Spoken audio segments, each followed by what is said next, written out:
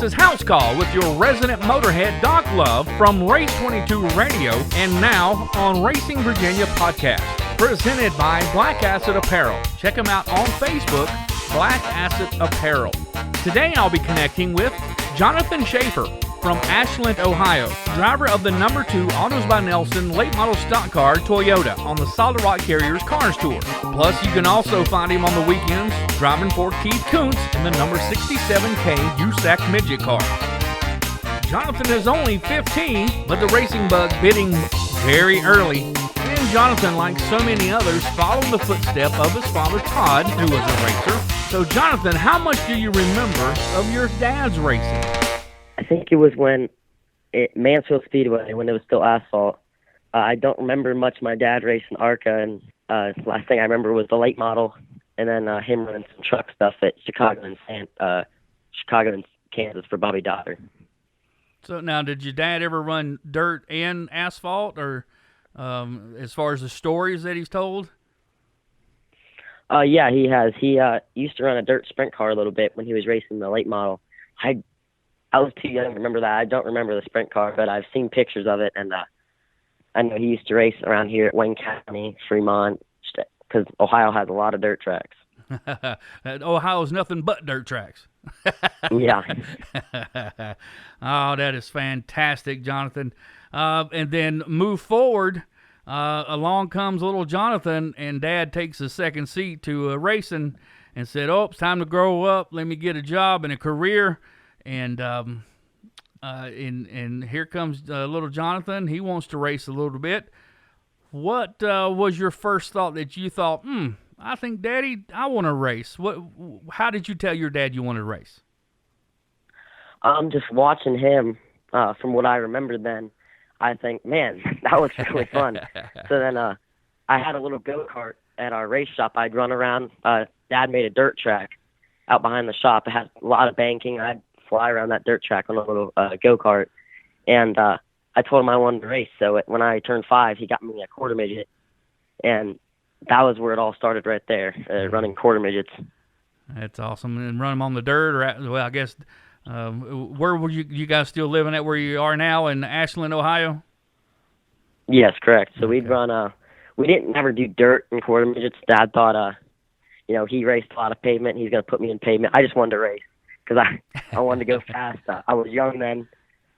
Any race car I thought was fun. So we raced pavement quarter midgets, and around Columbus area, there was a track down there, our local track we'd always go to. Oh, that's fantastic. And I can hear you now. Daddy, I want to go fast. I can hear you now. Yeah. And I'm sure at some point you had to prove to him that, hey, number one, I want to do it. Number two, I'm going to stick to it. So is that kind of how it has been with you and your dad? Yeah. Well, like back when I was racing quarter midgets, I used to play football, baseball, basketball. And when I was getting older, like 10, 11, we're coming back-to-back weekends, starting to race national races in the quarter midgets. And right then and there, I had to make a choice. Did I want to go to school and play sports, or go to school and grow up to be a race car driver? And I picked racing, and just from then on, I've always raced. Now, at that point, what did Mom think about that? Mom, she's still scared of this day every time I hit the track. Just last weekend at the dirt race, you can hear her screaming in the background of a Facebook Live video. Oh my! And every time I'm out there, she's nervous I'm on the track. Oh, I can imagine. 15 years old driving them things. Yeah, we'll talk about that here in a minute as well. My goodness. Yeah, them things are fast, and holy cow. But yeah, man, I can only imagine being that young and going so fast on them little tracks, and then graduating up. Now, what did you race after that, after the quarter midgets? After the quarter midgets, we got into the outlaw kart at 12, and we raced a little bit at Millbridge and Virginia a little bit. And following year 13, my dad got me a seat, and we took his old Hamke late model out to Sandusky Speedway. And that's where I got my first laps in the late model. And we started racing the CRA series, Jegs All-Star. And we raced at IRP, Anderson, and one track in Indiana, Birch Run. and we were doing pretty good. And, I mean, that was my first time in a Fender car, and it was a blast because it was a really good learning experience for me. And that wasn't just any Hamke. That was a 2012 Hamke that your dad actually raced. So let's talk about that quite a bit. That wasn't just a hand-me-down Hamke. That was a proven race winner and a proven good race car that your dad raced. And so that was a father-son kind of project, wasn't it? Yes, correct. Because, every time Dad's out there in the shop, I have to be out there. Because if I'm not working on that car, we're not going to the track. And I'm glad my dad did that to me because I know I've learned a lot of knowledge, race knowledge, just from that car sitting out there. Yeah, because that's the rule. If you don't work on your race car, that's your race car now because you're the driver, right? And Dad said, hey, if you don't take care of your race car, it ain't going on the racetrack. So Dad is conveying and relaying his race knowledge. How awesome is this, folks? Hearing a dad, father and son, Dad passing down his racing knowledge to a son. Dad was a pretty good racer in his day. He raced the dirts and made his way up and raced up in the ARCA on the faster tracks and raced in the good old Busch Series and raced some of the trucks and made some good relationships back in those days. Old Todd, Dad's a pretty good old racer, so he knows what he's doing. Now, knowing that he has that in a proven track record, is it easier to listen to Dad? Because most people will be like, oh, Dad, you don't know what you're talking about.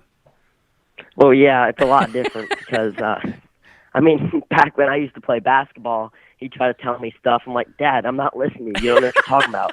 But it'd come to racing in the late model, he tells me something, and I'm actually sitting there listening to him, soaking in all the information, making sure I learn from him. There you go. Now, see, I can dig that. See, my kid's the same thing. I have a 15-year-old Daniel who is the cameraman that does the Race 22 stuff with us on the road. Try to tell him something, he won't listen. But when it comes to racing, he's all ears. I can absolutely relate to that. But yeah, that is very funny. But yeah, that is awesome. So tell us the kind of things that that has really helped you over the years, that you've had hands on, that maybe that's kind of surprised you that later on in life, like up to this point, this maybe has surprised, it's come back to help you. Like learning with the late model, the Hamke, just learning basic knowledge, and then going up to the late model stock.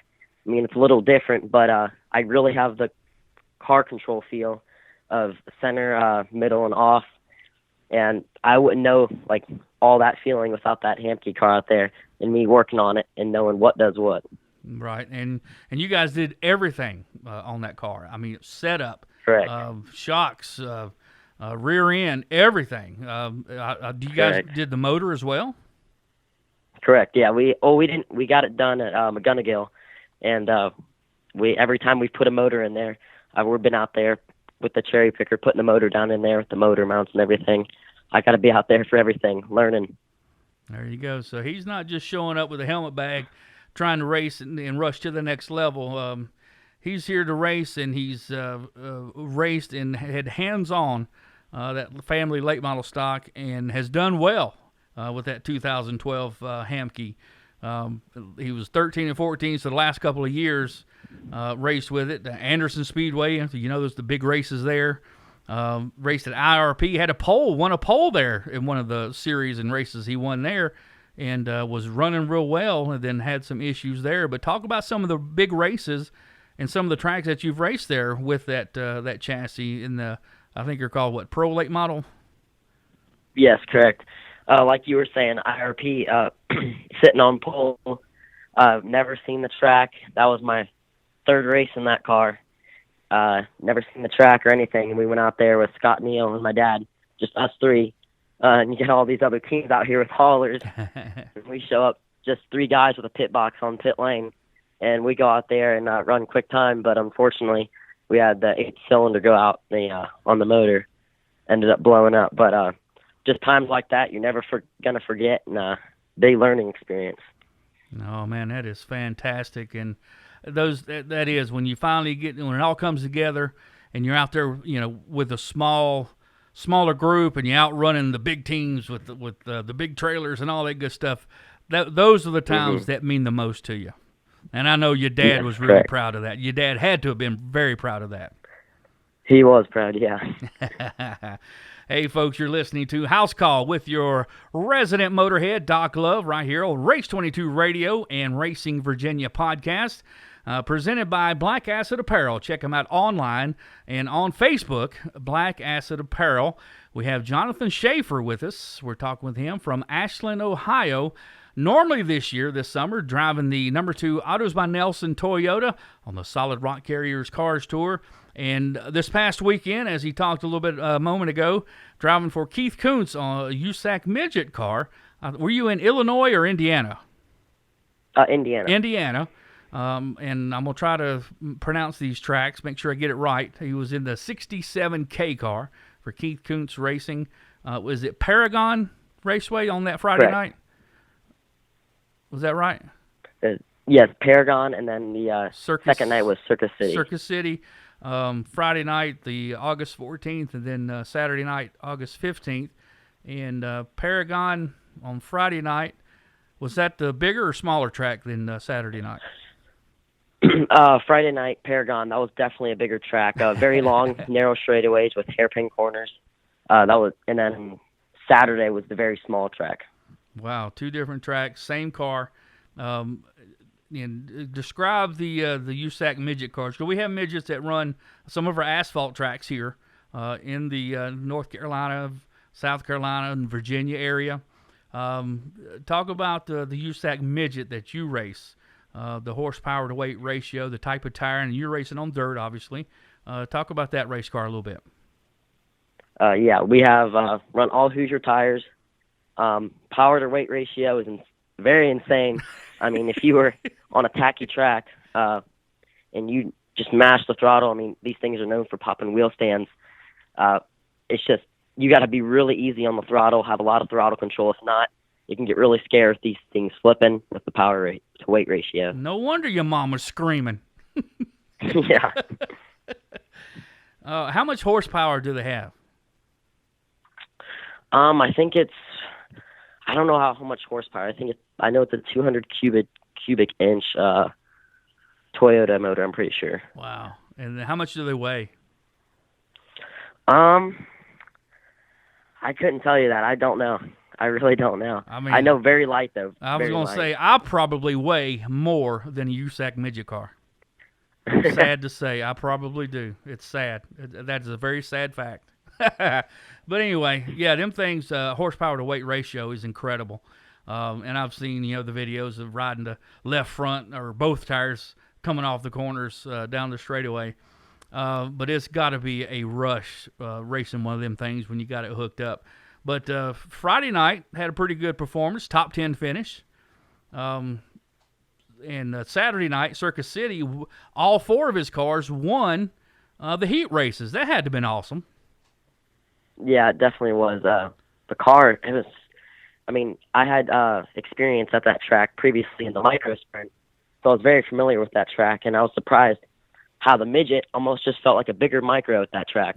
Obviously the power was way more, but I knew the driving line, and that's where I was able to get the heat race win and just be so familiar there. That is awesome, man. I was kind of trying to keep up with it, so I thought that was very awesome, man. A good show of driving skills. Look at the disciplines that at 15 years old that you've come up through with the Pro Late model, 13 and 14 years old, and having good success, and having a pole in the Solid Rock Carriers Cars Tour, and then running up front in the USAC midget. And that wasn't just a Saturday night, throw them together, go race. That was a big race. I was trying to look it up what it was. It was a national race, wasn't it? Oh, it was a USAC regional race. Yeah, regional. It was a USAC regional race. How many racers were there? Because it was a bunch. There was 37 midgets in total. Oh, goodness. That is, yeah, and everybody went, if you didn't get, nothing majorly tore up, everybody went from Friday, everybody went Saturday, so, and that's how they do it with the USAC there. It's kind of like regional points from one track to the other, right? Correct. Yes. Oh, that's awesome. So that had to have been a gas, and it shows a lot of talent that you have, Jonathan. Man, it's a really cool Well, display thank you. of talent to show in three totally different cars by the age of 15. I mean, like I was saying off the air, I was lucky I could color inside the lines at 15, let alone drive a race car. Three different types of race cars the way you do. That shows a lot of talent, man, and your parents have got to be very proud. I know they're very proud of you. Well, thank you. I appreciate that. Let's take a look at your awesome Toyota Autos by Nelson on the Solid Rock Carriers Racing Tour. Tell us how that came together. That is a beautiful looking race car, and you've done a really good job with that race car this year. Well, thank you. It all started last year when we were looking just something to run a late model stock after that Fall Brawl Hickory race we ran for Junior Motorsports, and we just noticed how much harder those cars are and how much you can learn in those cars. So we were just looking for a team to run on the Cars Tour. And my dad knows Timothy Peters from the truck series a little bit. And we went to Timothy's shop one day talking to him, and we ended up putting something together for the Cars Tour this year.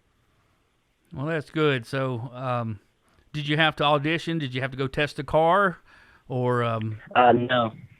Okay. We just told him a little bit about the pro car and how we were doing in the pro car, and he let us right on board. He probably looked at the results and seen what you did on dirt, like, that kid could handle it.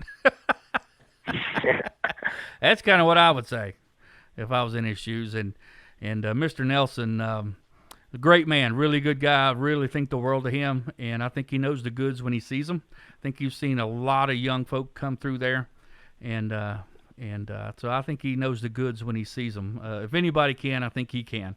So. Talk about your season. You as a driver, where do you think you stack up? Where are you feeling your growth as a driver so far this season? So far, Southern National Motorsports Park started 19th, finished 9th. Ace started 20th, finished 14th. Hickory, first time at Hickory, started 8th, finished 20th. Then second time at Hickory, started 4th, finished 9th.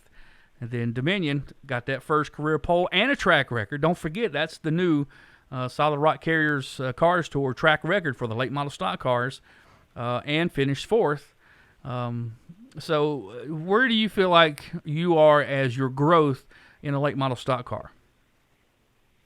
I definitely think I've grown a lot, especially from Southern National, because starting off at Southern National, that was definitely a tricky track to start off with in the late model stock. I wasn't used to the qualifying, especially going out there, scrubbing your tires, getting your tires warmed up, getting the stickers off. It's just qualifying I definitely had to work on from the beginning of the season. And from there on, just seat time kept progressing. And then from qualifying up front more, gives you a better shot, and I got better finishes from that. What has been the biggest thing that Bobby McCarty or Timmy has been able to share with you to help you with that qualifying, or during the races, on the longer races? Because I'm sure these are longer races than even in the dirt that you've experienced. Because you got to manage those tires. What does those guys have been able to share with you that's really helped you? Yeah, they've taught me a lot. I mean, qualifying, out lap, you got to crank the wheel going in the corner, get the right front burned off, just get on the gas off the pits, get their rear tires warmed up, and especially in the race, tire management, keeping my tires for the end of the race, not burning stuff up too quick. Everyone on Nelson Motorsports has a lot of knowledge, and they've helped me with a lot of that. How's the chemistry with all the team coming in at 15 years old and no bigger than a poot in a whirlwind, coming in with all these big old burly guys, on their team?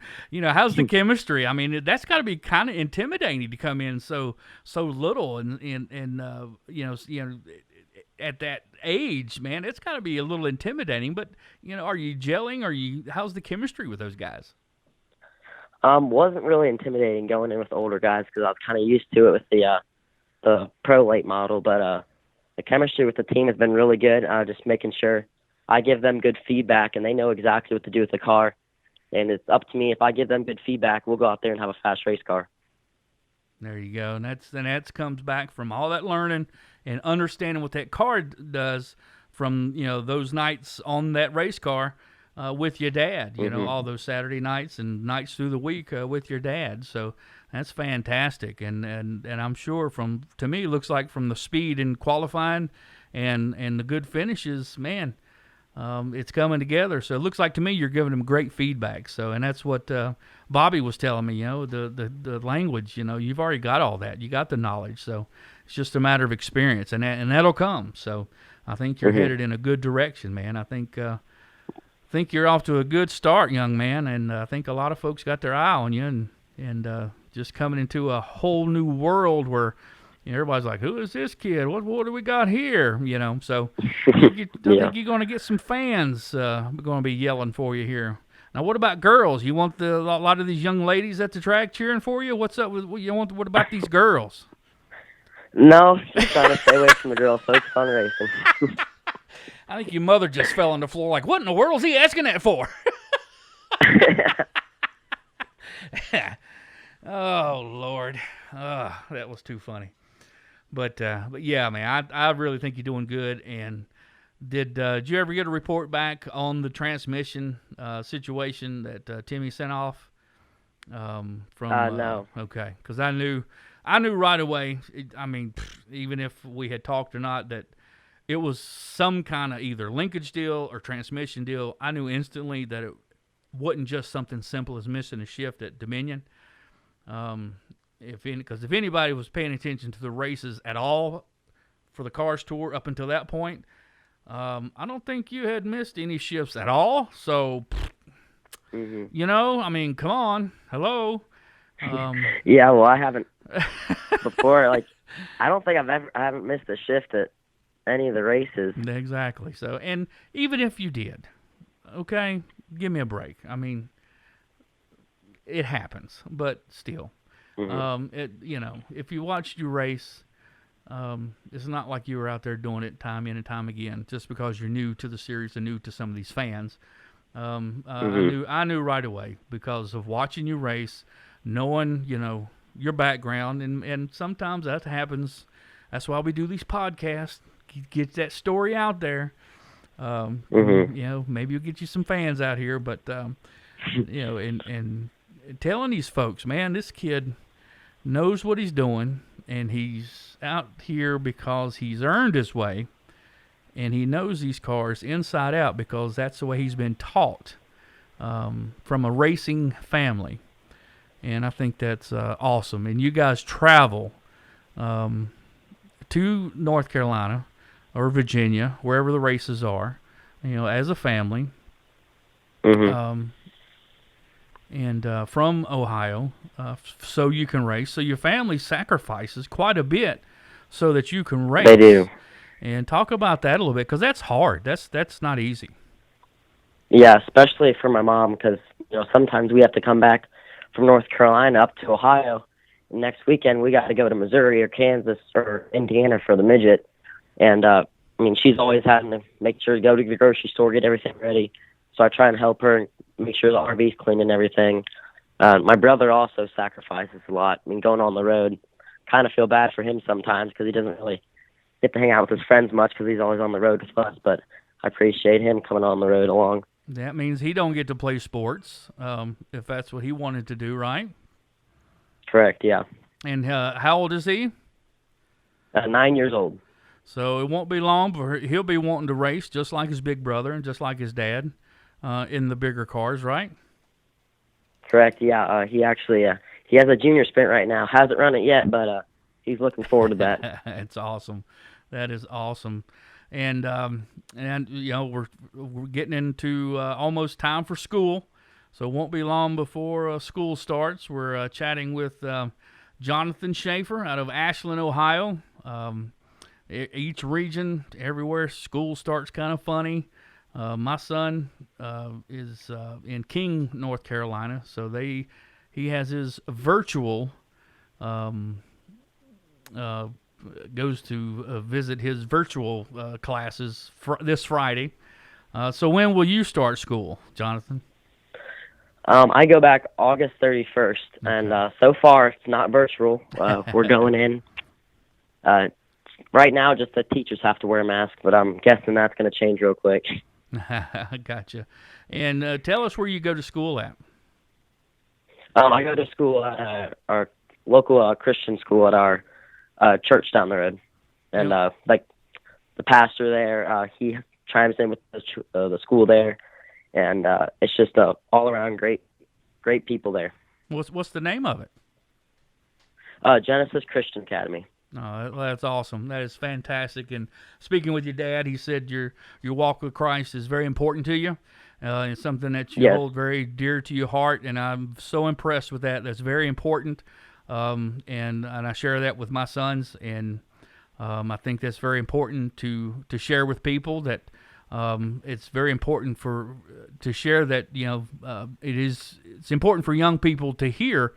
That some of these young racers, that it's very important to them. It's very dear to them, and I'd like for you to share that a little bit about that. That how important that is to you, and that's something that you take very dearly and take very seriously. Yeah, I ended up last year. I got saved. Awesome. By our church, and that was just an amazing experience, and just having a close relationship with God, and it just makes your life so much better. Oh, there's no question. People say, what are you on? What are you high on? I'm high on God. I turn all my troubles to God, and I don't know. I don't fear nothing. Not afraid of anything. I just turn it over, and that's the way it is, and that's the way I run my life, and that's when I turn it over to Christ, and I have no worries. So. I'm with you. Amen to that, my man. Amen to that. So, amen. And I know that you have a charity that is very near and dear to your heart. So I wanted to share with our listeners so that we can get some participation with that. It's called Race to Feed Families. And unfortunately, because of the COVID pandemic, we haven't got to expand. But starting off at our Genesis Christian Academy, our local church, there's a bunch of charities out there that just give food to the kids. Well, the kids also have moms and dads, grandpas, cousins that don't get fed. And so we made a Race to Feed Families where I show up with my suit, autograph cards, make it fun, and make sure all the families are getting fed at the same time. Oh, that is outstanding. Now, where, if someone needed to participate or had to reach out to help someone, where's the best place to reach out to help this or donate to this, or where's the best place to reach out to participate with this? Right now, it's just us doing a local thing. Just contact Jonathan Schaefer Racing on Facebook. Like I said, we haven't been able to expand because of COVID, but we're looking to do that once everything clears up. Okay. Well, that's fantastic, Jonathan. That really shows how big your heart is, and you'll succeed in life no matter what direction you decide to go, whether it's in motorsports or business. With a heart like that, young man, you'll go far in life. There's no question, and I know you make your parents very proud. And that's first and foremost. Well, it's been an absolute pleasure talking with you, Jonathan. You're very sharp, and I really think you're doing outstanding so far, because that is one tough division, the Solid Rock Carriers Cars Tour, the late model stocks.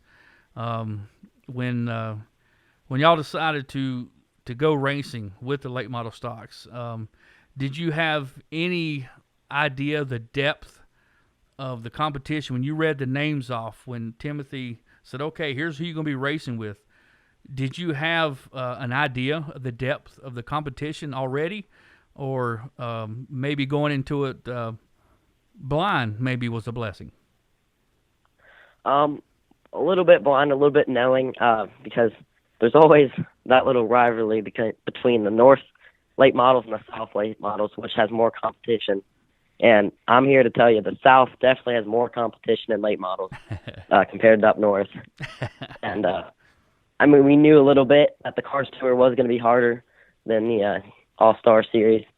But yeah, it surprised me a lot how much competition's down here.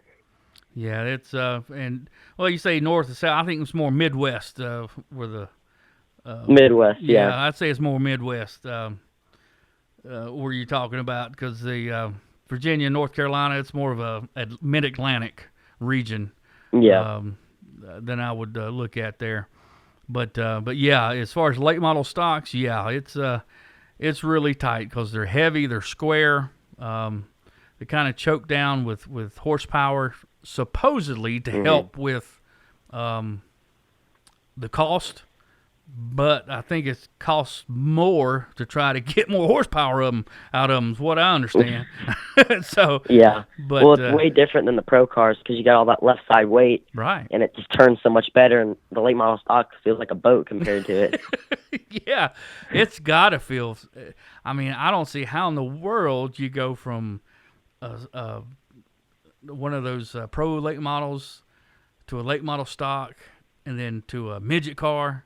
And have success. How these young people do that. I mean, that's just raw talent. It takes a special kind of talent to be able to do that, in my opinion. Because I can't get from my blue Cyclone to Redhead's car and drive straight. So, man, so I don't see how y'all do it. That's just raw talent, in my opinion. So that says a lot about the raw talent of some of these young people. Some people think they can, but the results, you can't dispute the results, and you've got them. The results are right there, my man. So with that, I think we will wrap this puppy up, and we will let you go. We appreciate everybody checking out the House Call with your resident motorhead.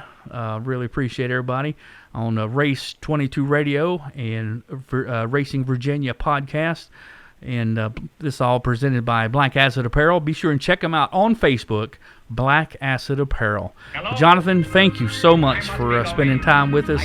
And I know you're looking forward to Franklin County Speedway, and we wish you the very best, man. Go fast, turn left. Don't take too many chances, but hammer down, my man. All right, I'm good. Thanks for. All right, until next time, we'll see you at the races. But I am telling you, I must be away.